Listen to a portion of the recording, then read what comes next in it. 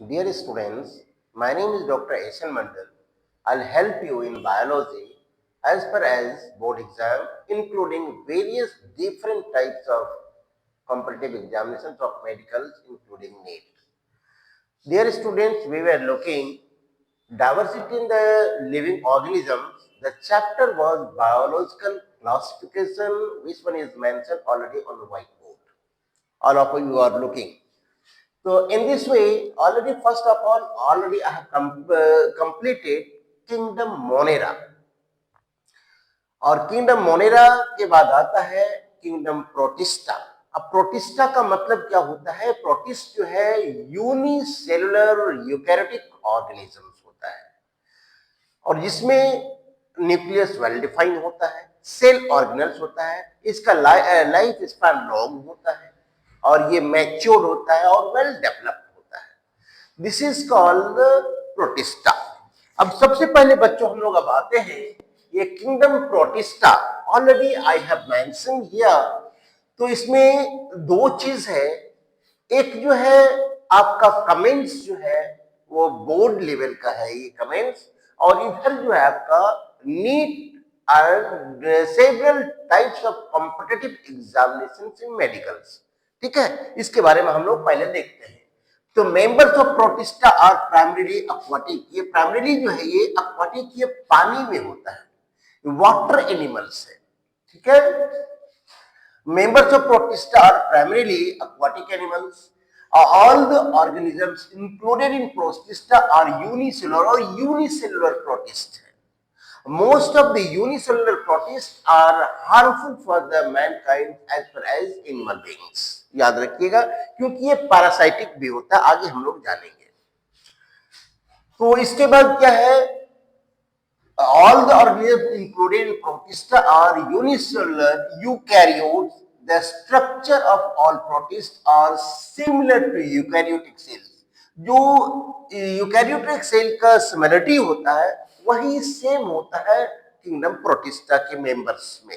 ठीक है, next, being the eukaryote, the protestant cell body contains well defined nucleus। इसमें सबसे पहले न्यूक्लियस होता है and other membranes bound organelles।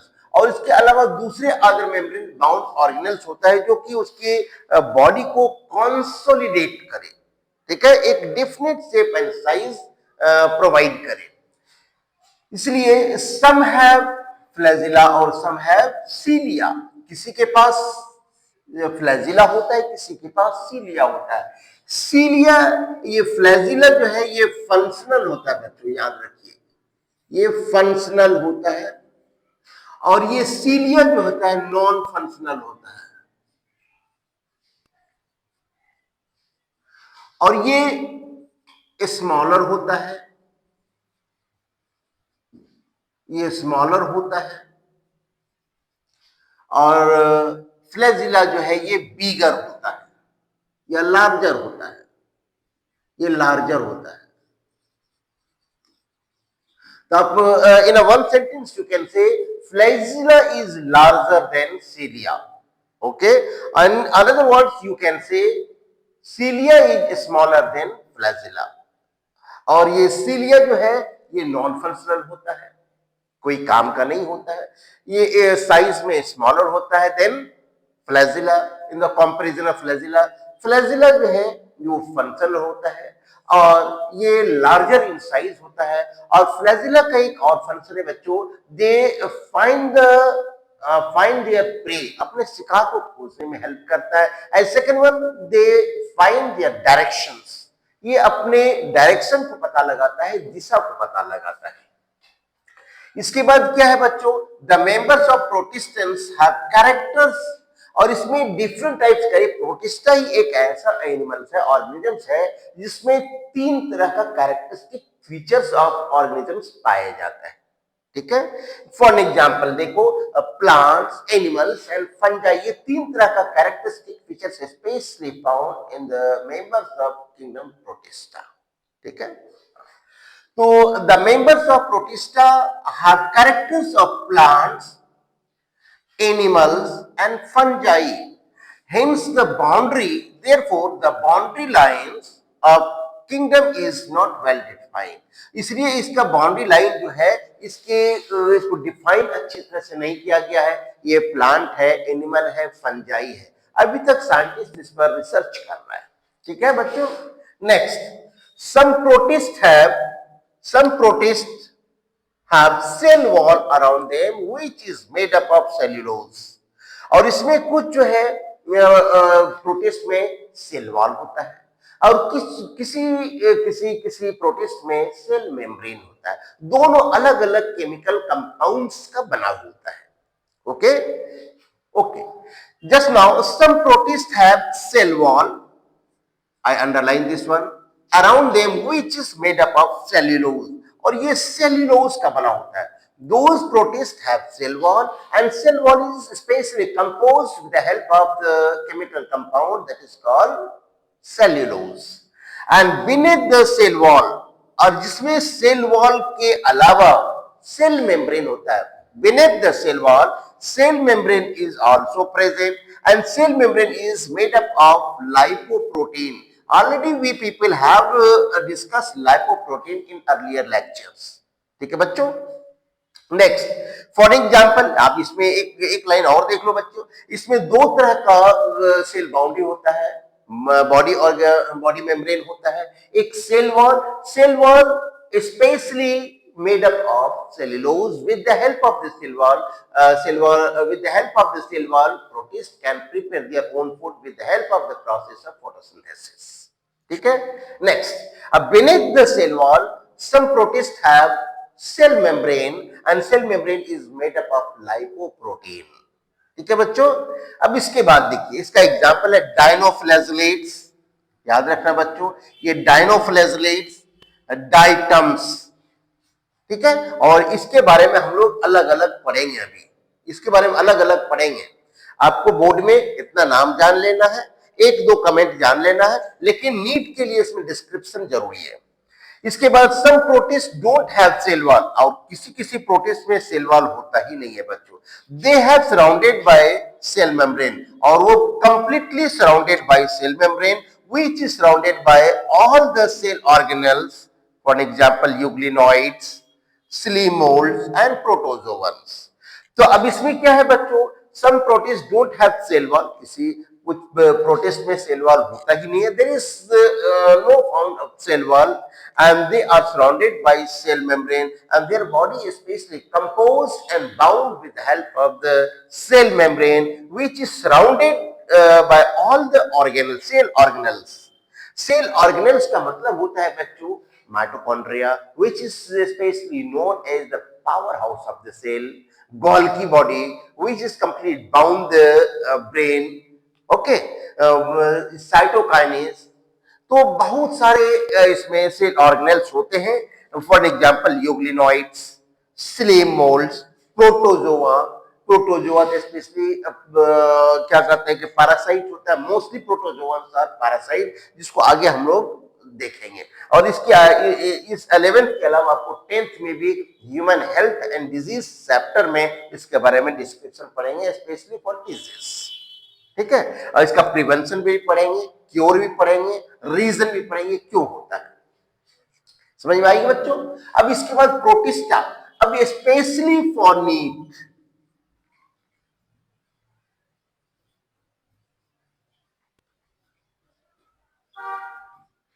देखो बच्चों, ये आपके एनसीईआरटी में दिया हुआ नहीं है, लेकिन नीट में ये क्वेश्चन आता है।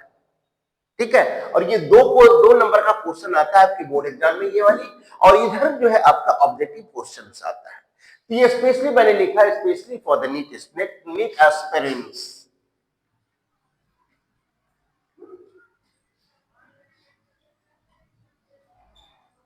Specially for the NEET aspirants. अब देखो, प्रोटोजोअन्स को 5 पार्ट में डिवाइड किया गया बच्चों। एक है डायनोफ्लैजेलेट्स, हम लोगों ने पहले कमेंट्स में देखा। इसके बाद क्रासोफाइट्स है, इसके बाद है यूग्लिनोइड्स है, और इसके बाद स्लीम मोल्ड्स है, और इसके बाद प्रोटोजोअन्स है। ये 5 टाइप को हम लोग इसके बारे में पढ़ेंगे वन बाय वन। इसके बारे में डिस्कशन देंगे।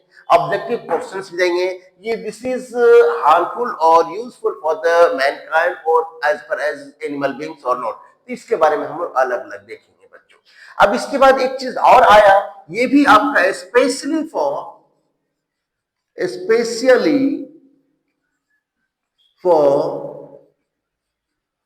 नीट एस्पिरेंट्स, ये भी आपका न्यूट्रिशन नहीं दिया हुआ है एनसीईआरटी में, लेकिन आपको अगर नीट का प्रिपरेशन करते हैं, मेडिकल का कॉम्पिटिटिव एग्जामिनेशन आप फेस करना चाहते हैं, तो ये आपको जानना जरूरी है, ठीक है। तो इसके बाद mode of nutrition of protist have different types का मोड ऑफ न्यूट्रिशन होता है, अलग अलग तरीके से वो अपना भोजन को एब्जॉर्ब करता है, डाइजेस्ट करता है।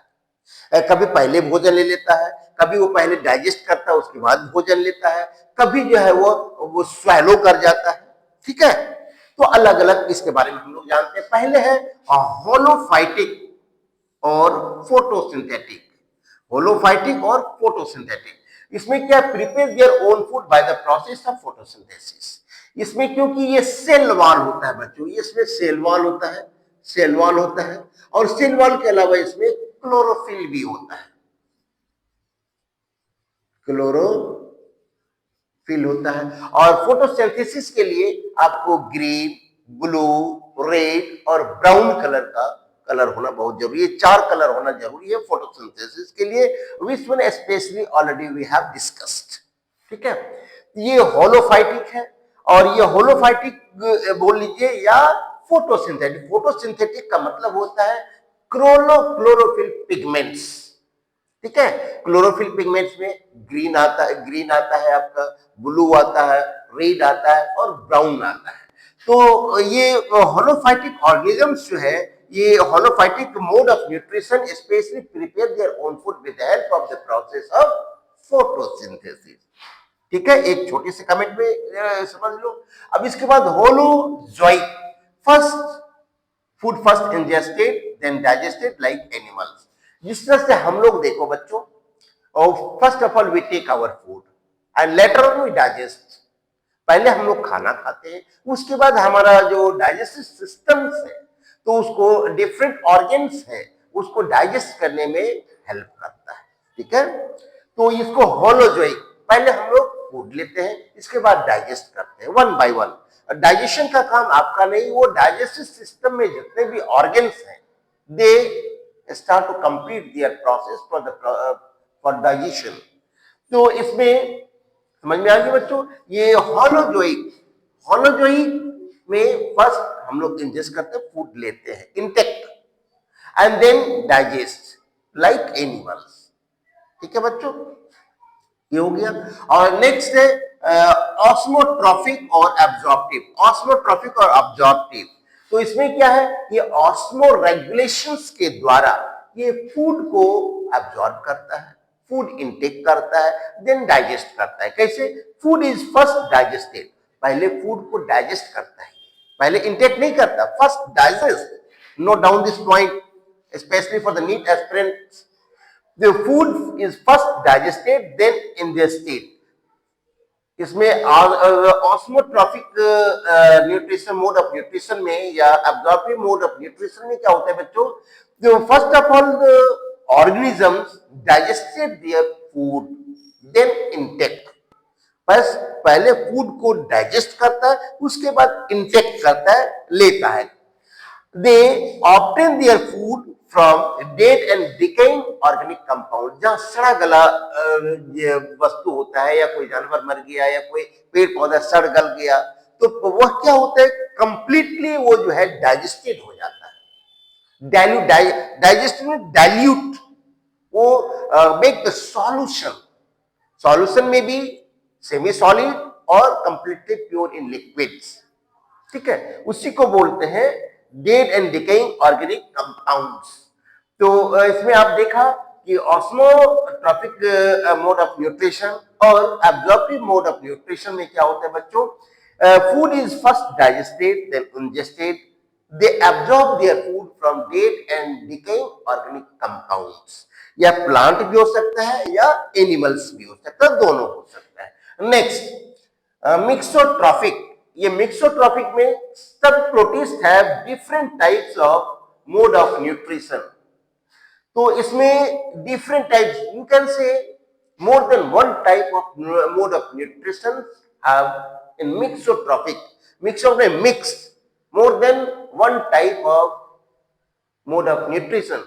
For an example, Euglena. ठीक है बच्चों, ये आपका हो गया ये। इसके बाद अब आपसे हम लोग इसमें रिप्रोडक्शन भी बोर्ड वाले स्टूडेंट को नहीं पढ़ना है, लेकिन नीट के लिए पढ़ना है रिप्रोडक्शन इसमें दो प्रकार का होता है, एक सेक्सुअल एक असेक्सुअल। ठीक है बच्चों, तो ये सेक्सुअल और असेक्सुअल में आपको जानना क्या है, देख लीजिए। सेक्सुअल में क्या है, फ्यूजन ऑफ गैमेट्स। ठीक है, उसमें इस सेक्सुअल में क्या है, मेल एंड फीमेल होना जरूरी है। ठीक है, मेल जो है स्पर्म को रिलीज करता है और फीमेल ओवम रिलीज करता है। दोनों जब स्पर्म ओवम एक साथ कंजुगेट करता है, मिलता है, तो उसमें फ्यूजन होता है, जिसको बोलते हैं जाइगोट। क्या बोलते हैं बच्चों? और जाइगोट जब डिवाइड होता है तो उससे बनता है ऑफस्प्रिंग। उसके बारे में हम लोग आगे देखेंगे बच्चों। तो सेक्स इसमें दो तरह का मोड ऑफ रिप्रोडक्शन होता है, एक सेक्सुअल जिसमें फ्यूजन ऑफ गैमेट्स के टूटने से बनता है। ठीक है बच्चों, इसके लिए क्या है, एक मेल चाहिए, मेल पार्टनर, और एक female partner. Male partner sperm release करता है during the process of population और इंटरकोर्स, और फीमेल जो है इसमें ओवम रिलीज होता है। जब ओवम और स्पर्म रिलीज होता है तो दोनों एक साथ मिलकर कंजुगेट कर, इस प्रोसेस को बोलते हैं कंजुगेशन। तो कंजुगेशन के बाद में देयर इज अ प्रोसेस और state comes that is called zygote and fusion of zygote. जब जाइगोट टूटता है, fusion means breaking down, splitting, जब टूटता है ये, हाँ, तो इसके बाद फिर जो है ये गैमेट्स बनता है, और गैमेट के बनने के बाद जो है ये उसका फ्यूजन होने के बाद, डेवलपिंग फॉर्म होने के बाद फिर उसे न्यू ऑर्गेनिज्म फॉर्म होता है। और दूसरा है असेक्सुअल, इसमें मीन्स नहीं सेक्सुअल में, जिसमें सेक्सुअल नहीं होता है। इसके लिए क्या है, फ्यूजन ऑफ, इसमें क्या है बच्चों कि बिजनेस, अच्छा, नो फ्यूजन ऑफ गैमेट, इसमें गैमेट्स का फ्यूजन होता ही नहीं, बनता ही नहीं। इसमें नाइदर मेल नॉर फीमेल, इसमें नाइदर मेल नॉर फीमेल, इसमें मेल फीमेल होता ही नहीं है बच्चों, इसलिए नो फ्यूजन ऑफ गैमेट। अब fusion of gamete specially sexual reproduction में होता है। इसके बाद क्या है दूसरा, बाइनरी फ्यूजन। इसमें बाइनरी स्पोर फॉर्मेशन होता है। एक जैसे अमीबा को देखोगे, एक अमीबा दूसरे अमीबा में चेंज हुआ। अमीबा कभी मरता ही नहीं, amoeba never die, amoeba is immortal, अमर है। जब उसका टाइम आ जाता है तो एक सेल दूसरे सेल में, उसकी जितने भी सेलुलर एक्टिविटी होता है, एक दूसरे में डिवाइड हो जाता है, इसलिए दूसरा नया हो जाता है, तो दे नेवर डाई।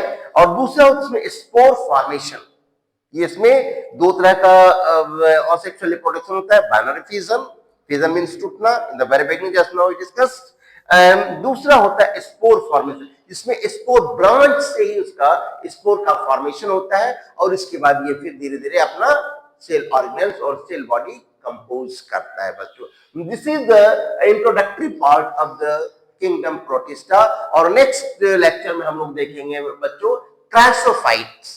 ठीक है, ये डायनोफ्लेजेलेट, क्रासोफाइट्स, जुगलिनॉइड्स, फ्लेमोन्स and protozoans, one by one we go to be study. Okay, thank you.